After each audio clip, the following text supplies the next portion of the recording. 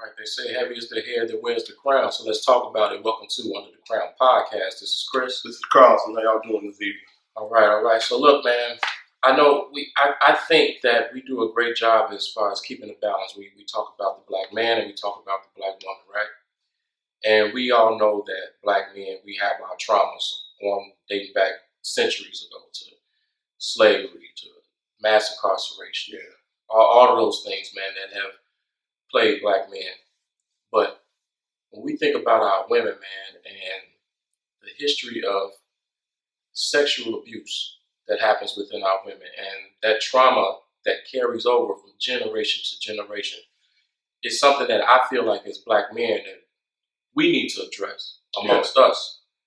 And, you know, I know we can sometimes complain about our sisters, how they act and whatever, but we really don't know what's going on in their hearts, man. But what I love is that when we have these sisters that's willing to tell their truth and they turn their trauma into triumph, it shows how resilient of a people that we are. And we have one of those sisters with us. You know, every time I see this young lady, she always has a smile on her face. She's doing great in her career, but she has a story to tell.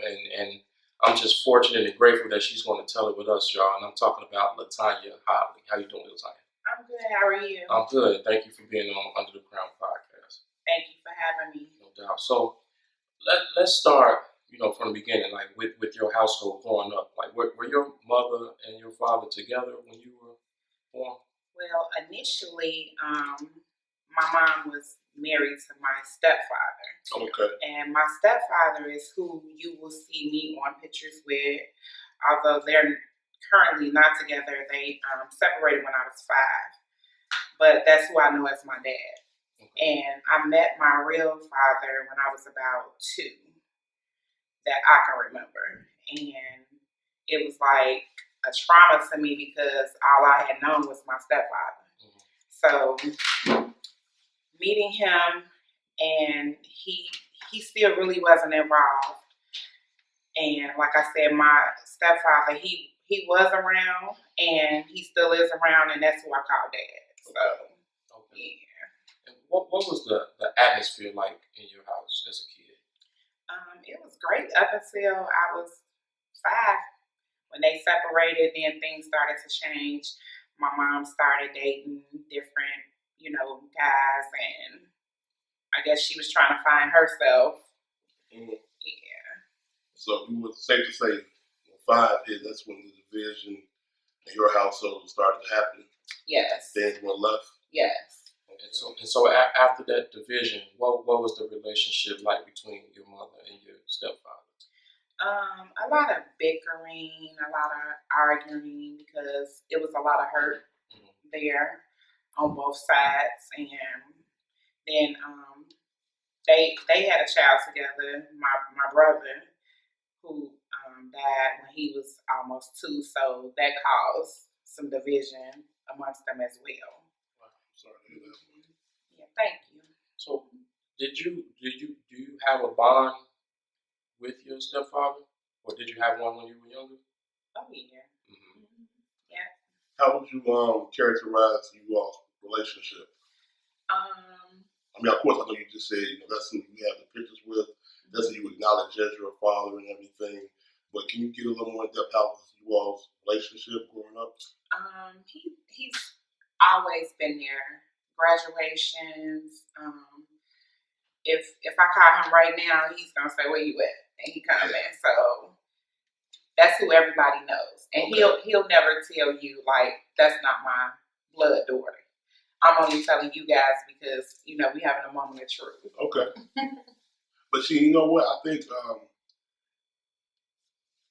it doesn't matter if he's not your blood or whatnot, but for a man or even a woman to assume responsibilities, to raise a child, and help and nurture and bring them up, that's, remarkable alone, I would definitely say. And we have it a lot in our community, especially. So. Oh, yeah. But you mentioned, too, that your mother was dating and, it was different being, coming in and out of her life. And of course, I opened up talking about sexual assault, and that's why we're here. Yeah. So who was it that sexually assaulted you? It was one of my mom's boyfriends at the time, and we she moved us in with him, and he gave her a sense of comfort, and she started like leaving me at home with him, and yeah, that's how things kind of started. He started initially it was just like hugs, and he would do it in front of her to make her feel comfortable with it. So when she wasn't around, it went from him hugging to him touching me, inappropriately. And how old were you when you were first introduced to this man? I was six. And is that when it started? Because it started shortly after he got her comfortable. Like I said, he started with the simple play and hug and this is my baby, and Can you describe the moment when you knew, like, okay, this isn't right? I remember specifically one day being on the phone with my aunt, and he started touching me in my private area, and I knew it was wrong because I immediately got off the phone with her. It was almost like I felt like she could see what he was doing. So yeah. Wow. And you were 6 years old at the time. Yes. What? Describe your feeling. I really can't say I really knew what to feel because I knew my mom had told me that people, shouldn't touch you, and to tell her if someone did touch me. But by him kind of like doing it in front of her, it was almost like, okay, well, you seen him, like doing little things that he, probably shouldn't have been doing, I guess. Well, I know it's something he shouldn't have been doing now, but at the time I didn't know that. And so it was like, okay, I didn't want to see my mom hurt no more. So I tried to hold that secret. So were you basically, you were like not saying you want to make sure that she was happy, but you kept that in. You didn't want to let her know, so cause the uproar in the household. I didn't want to cause an uproar, and then I kind of knew that she had told me nobody should be touching me, and I thought I was going to get in trouble. So, I was kind of like in a position where I really didn't know what to do. I was confused. So how long did this go on? If you don't mind me asking. I don't know, man. It went on for almost a year. Okay. And until you were 7, pretty much. Right. So what was like the last straw? Like, who did you tell? Funny you ask. Okay. A situation had occurred at our house one morning where the police had to be called. And one of my mom's friends had picked me up from school, and I guess she just had a sense that something wasn't right, and she was like, somebody been messing with this child. And she took me to my aunt's house, and my aunt and her had a conversation, and she let her know, like, I really think you guys need to dig a little deeper and find out, what's going on. And my aunt, she started asking me, and I kept telling her no because I was scared. And she had my cousin, who I was really comfortable with, to come and talk to me. And I kind of like told her, like, I'm gonna tell you, but if you say something, I'm not gonna talk to you no more. And yeah. So I finally told, and my aunt, she called the police, and that's how things got started with us having to go to court and stuff like that.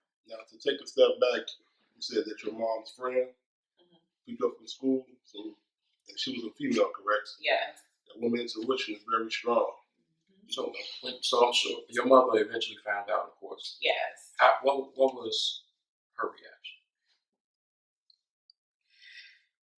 My mother, when she initially found out, she said that I was lying. And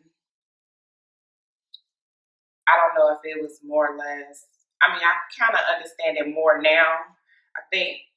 Not understand it, but I guess I can kind of sympathize a little bit being in a position knowing that something happens to your child. You don't want people to know that something like this happened. Mm-hmm. And just trying to, protect yourself and protect just protect yourself, because it wasn't really about protecting me at the time. It was about protecting herself, because people had been mentioning to her, like, watch her around him. Mm-hmm. I don't trust him. My aunt had told her she didn't trust him months back. So when you got the response of her feeling like she didn't believe you, like, what did that do to you internally?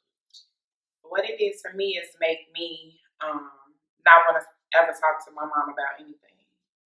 So things that happened to me years later, I never told her, because it was like, you gonna say I was lying anyway. So that pretty much broke down any communication and trust that you had with her or before her. Yes. And that started the resentment towards your mother? Oh, yeah. Okay. Oh, yeah. Yeah, I would definitely. So you said growing up, your stepfather, was pretty much your father. Mm-hmm. Did he ever find out? Yeah, he was there. Okay. And he later told me, about some things that he had did, Mm-hmm. As a man should. Yeah. As a man should. Yeah. Okay. We'll keep that at that. Right. But what was his initial reaction after he found out about how, like, can you recall, how did he feel like? I remember him being at the hospital, because the process is they take you to the hospital, mm-hmm. They have you examined, they do like a rape kit. Okay. And I recall him being at the hospital, just asking me, like, okay, so what exactly did he do? And he was like, did you see his privacy? And I'm like, yes. He like, what did it look like? And I remember describing to him, what it looked like. And I'm like, some lotion-like stuff came out of it. And he asked me, like, what did he say that it was? And I remember him saying, I remember telling him that he told me it was ice cream. Oh, motherfucker. Pardon my French, I'm sorry. So you mentioned during that time when you lost that trust with your mother at an early age. What is that trust like today? Ooh, it's still kind of shaky. We're working on our relationship. We're still a work in progress. Okay. Because I had to really dig deep within myself to learn how to forgive. And that situation, has damaged a lot of my other relationships, because I'm very bad at communicating, because I'd rather just keep it to myself. Right. And you used the word empathy when it came to your mother, like trying to pretty much understand her and be in her shoes.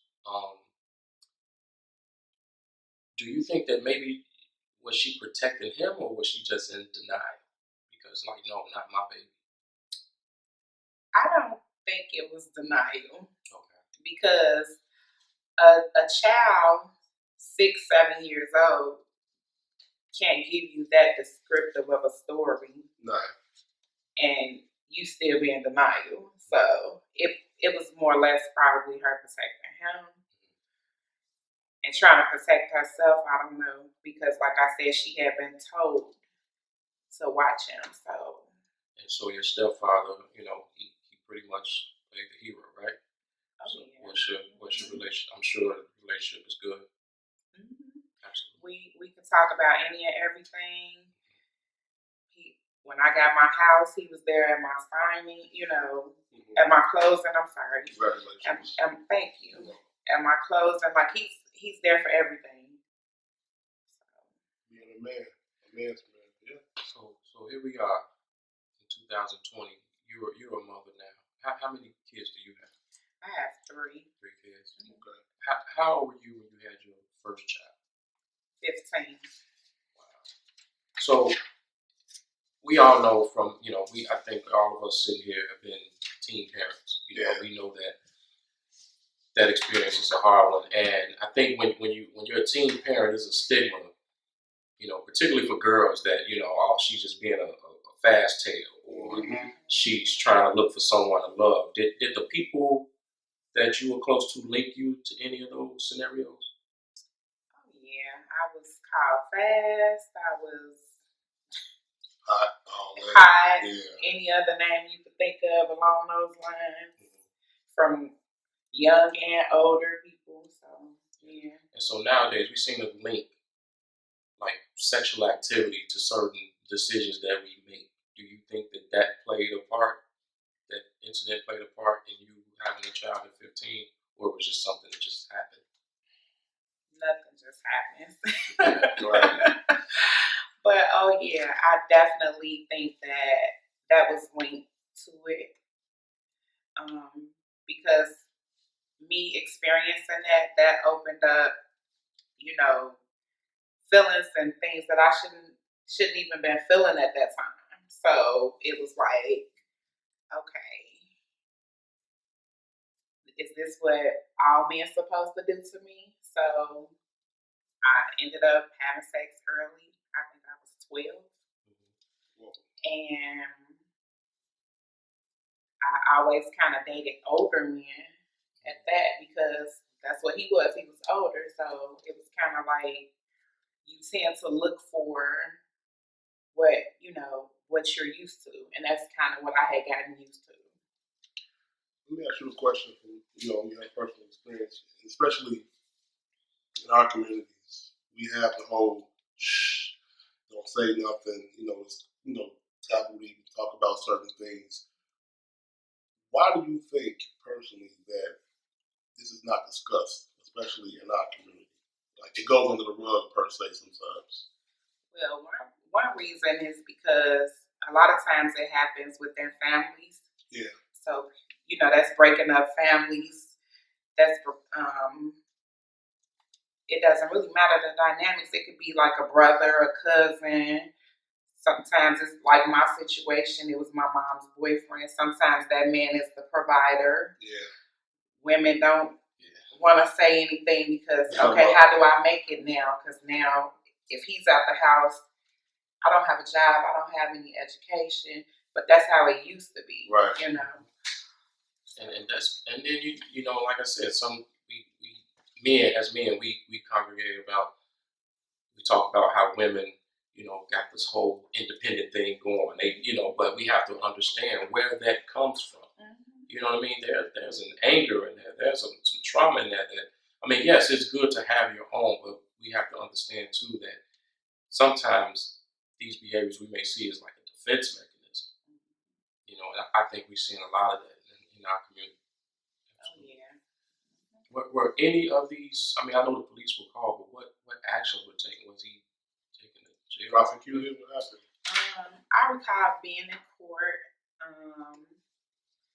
At the time, I was in first grade, so they brought in my first grade teacher, and she and I still have a relationship to this day. Okay. And she had to come in and kind of speak on how I was as a student in her class. And of course, my cousin had to come in because I told her the story. And to be honest with you, I know he went to jail, but how long he went to jail for, I can't remember that part. Can I ask you a question? Sure. When you first, explained to your cousin what happened, you told her the secret, quote unquote. Were you scared? Oh yeah, I was definitely scared. Can you describe how you was feeling inside? It was like, how did this come out? I'm gonna get a whooping. Because my mother told me, to tell her if somebody did something to me, and then now everybody mad at my mama. Right. So it was like, man. Yeah, and that's what we seem to do as black families. Like we just look at everybody. It seems like we worry about our personal feelings as opposed to let's step back, look at the big picture. This baby. Yeah. This baby needs some loving right now. You know what I'm saying? So we gotta surround her. Forget about who may think what and who might do what to who. You know, we gotta look at the bigger picture sometimes, and we don't want to break up the family, but at the same time, the family is broken up from the trauma. Exactly. Because everybody's not communicating like you said, and so you mentioned not being able to communicate in relationships. So has that those incidents has that gotten in the way of how you maybe choose a mate?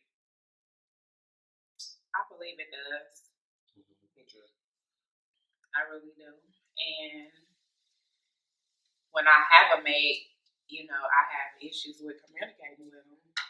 And it's kind of like, you should know what I need. Or, when I do communicate, I'm yelling, hollering, and screaming because that's what was done to me. Mm-hmm. So, have you had any type of therapy? Yeah, I actually just kind of finished therapy back in November. So I am a lot better. I won't say finished. I'll say I stopped going because I still need more. Okay. But the first step is to just take that initial step, to actually open up. And it can be hard to a complete stranger, but sometimes you do need that unbiased ear who's going to listen to you. What made you go to therapy? Or not what made you, but when did you decide that it was time for me to, speak about it and sit down with somebody? Just life experiences and just wanting to be a better person. Yeah. Thinking about how I may have responded to something in a way that I could have did better, but I didn't know how to do better. So, okay. So yeah. So we all from Chicago, but this is making nationwide news. This whole R. Kelly saga, right? It's been going on for quite some time, and we have people that defend him and embrace him, but then they'll chastise the victims, pretty much saying things like, those little girls know what they were doing. Yeah. And you've been very vocal about this on social media. So tell us your stance about this. Okay, when it comes to the R. Kelly situation, being that I was a young lady that dated older guys,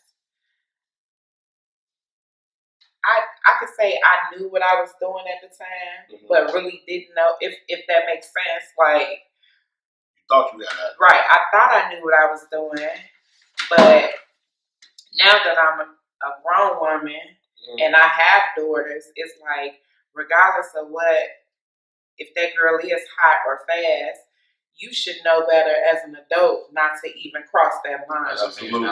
So yeah, that's my whole thing with it. It's like, what grown man? You know what I'm saying? What kind of intellectual attraction would you even have, let alone physical? You know what I mean? So yeah, and I asked that question because I see you when you post, certain people post things, it's like they going to bat for them. You know what I mean? Because they love some songs, but at the same time, it's like, nah, like some real demonic things allegedly happen.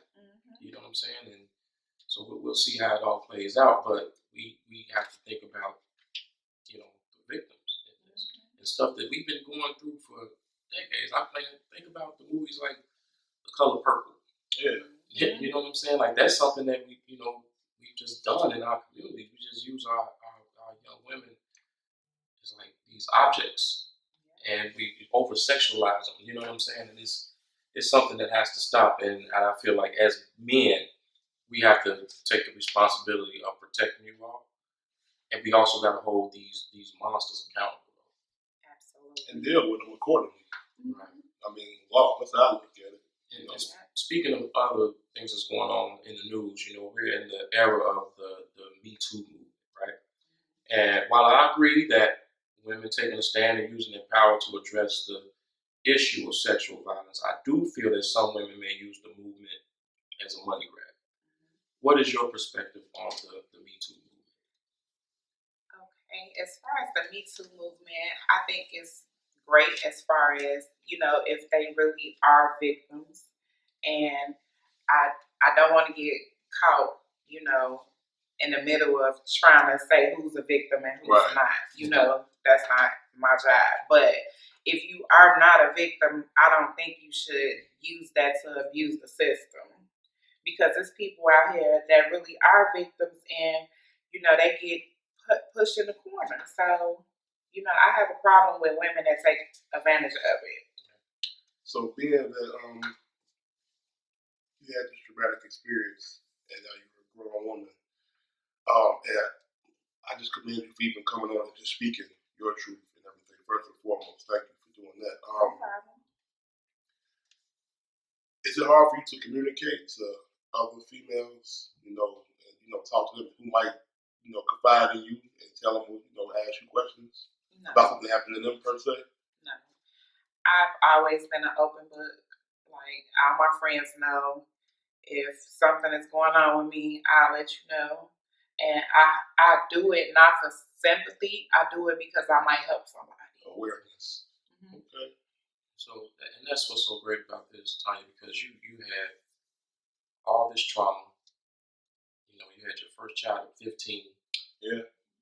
But yet here you are, a healthy mother with a great career. You're a nurse. What's it called? What's your title? A nurse care manager. Yeah, so that means you did a lot of schooling. You know what I'm saying? So with all that going on and a child having a child, how did you maintain that focus to be where you are today? Because with the things that happened to me, it's kind of like we talked about a little bit earlier. I knew that nobody else was going to protect me and mine. So I had to put myself in a position where I could do that. Right. So it was like, okay, I got my son. I got to do the right thing for him. Then once I had my daughter, I definitely knew, that I had to keep going because I couldn't depend on a man, unfortunately. You know what I'm saying? So. But with, of course you took on that ownership of your life. But let's face it, man, there's a lot of things that we can't do without a supporting cast. So who are those people that were in your life that supported you? My dad. Okay. Shout out to Pops. My best friend. Okay. My family, like my aunt, me and her, we still tight. So I'm sorry. This is the one who told you, OG, hey, check it. Okay. Yeah. Shout out to Auntie. Okay. So yeah, I have a widespread of friends that, everybody is always like, Tanya, we got your back, Yeah. So. And one important thing, you mentioned supporting cast, but also it starts with self, and being able to build up, and pull yourself up, to come through any trials and tribulations. And like we were talking earlier, every storm will eventually run out of rain. And we both agree that's kind of like, that's what happens in life. But I just want to say, I just commend you for just speaking your truth again. As a man with daughters and granddaughters, I despise people like this, period. So I'm just full of emotion right now behind that. But but just to get that, it's okay. But I just want to let it be known too that every episode Carmen has a saying. So I that's what I love about it. I'm just fucking with you. No, it's all love though. But this is a very important discussion. Very important. Yeah. So being that you're a grown woman now, and in the way of the world now, things are a little bit different and everything. How do you see in our community going forward to bring more awareness to this problem? It's a problem. Just talking about it, number one, because again, it's talked about more, but it's still like our best kept secret. You know what I'm saying? Why is that? Because again, people don't want to, be embarrassed by the fact that it was their brother who did something like this, or it was their uncle who did something like this. Embarrassed, or they probably won't feel supported like you did. You know what I mean? So, what advice would you give to young girls that may have experienced something like this? Just get you some, if you can, try to get some counseling. If you can't get counseling, have a support person that you can talk to about it. Prayer, do activities as far as like reading up on it. Now it's more books out to kind of help you get through it. But the most important part is having a support system, just somebody to say, it's okay. And call me. I mean, I talk to whoever. Right. And saying that it's not your fault. Right. It's not that child's fault. It's not. And I couldn't imagine. I've never, I couldn't even fathom what that experience is like. But just thinking about it, like that's it. It would be hard to tell someone to trust someone, and even if look at the relationship between the police and our community too. You know what I mean? Yeah. It's like who can I tell? Who can I trust? Who's going to protect me? And so it's like, but what's sad about it is that those little girls become grown women, and they still holding that in. Yeah. What would you say to those women that's holding that in? Who refuse to let it out? Man, it's hard. You gotta take it one day at a time. I had to go to counseling because I was holding it in for so long, and just we keep moving because we have no other choice. Right. But in order to be a better person, you have to, feed yourself positivity in order to get the negative out of you. So it's like you gotta find something, and like you say, it starts with self. You gotta want to do it. Once you want to do it, you'll find something. Yeah. So it's with you being a nurse, obviously you help people get well. Yeah. Is this something you can see yourself being an advocate for? Absolutely. Have you been putting yourself in a position to do that, or has it been done? I've been thinking about it, and I have a special person that I would want to get on board with me, but I'm kind of waiting on her to be ready. So okay. Yeah. Have you communicated that with her? Yes. Okay. I can tell from your energy you're gonna say what you want to say. Okay. So what's next for Latonya Holley? I'm currently working on my doctorate degree. I want to teach nursing, and we just see where it goes. Maybe one day I'll have a school or something on my own. I don't think maybe the way you get downtown, you will. And regardless of the accolades, man, what I'm so impressed with every time I'm around you is your heart. You're a very giving and loving person, and I know sometimes, man, we wonder why God uses us in certain ways, but you're here for a reason. You're here for a purpose, and I know that some young lady is going to benefit from your story and your courage. I definitely hope so. And like I told you before, anything that I could do, I'm here. If you run across somebody, and they might need somebody to talk to, call me. Facebook. And we offer the same. Anything we can do, right? We're here. You know what I'm saying? We're all a resource, and we don't know. We'll find out, because it's so much bigger than just trying to get somebody locked up. We this thing has to stop. Mindsets have to change. Yeah. And respect of our women is a must. And like I said, we gotta hold these people accountable, but it starts with ourselves and the whole atmosphere of our communities, the feeling of that we can't say anything. We don't feel protected like you did. But you took ownership of your life. A lot of people can't do that. They don't have the mindset or the courage to do that, but you did it. And I hope that this podcast and you as a vessel in general can inspire that young girl to say something, to help someone else, and then this can be a chain reaction. This whole demonic thing can stop.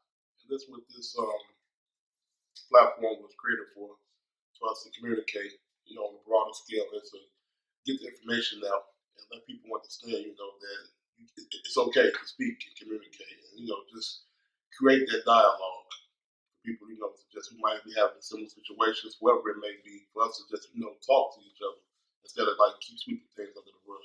Right. So, on behalf of Carlton, I just want to thank you for being so brutally honest, telling your story. You know, you didn't have to do that, but you did it, and it's going to help somebody. And I know sometimes, man, when we talk, we help ourselves too. You know, you definitely helped me, and I'm sure Carlton can say the same thing. And just thank you for being here. Oh, no problem. And from a woman's perspective, I want to say to you guys, thank you for providing a platform for women to be able to say, okay, this is my story. Yeah. So, big ups to y'all. Thank you. We appreciate that. Yeah. And my mantra is, and see, I believe women in general, but I'm so passionate about us, our people. You know what I mean? First and foremost, don't respect nobody, but protect our women at all costs. You know, so thank you for just coming. So if a young lady would like to reach out to you, just to say something, like you want to give them like your Instagram or Facebook information or something? Latonya Holley is my name, and that's LatonyaHolley. That's my name at Facebook, and on Instagram it's brand new Tanya. Brand new. Right, and that's what you are every single day. Keep recreating yourself and keep doing what you do. Real thing. All right. All right. It's Under the Crown Podcast, y'all. Peace. Peace.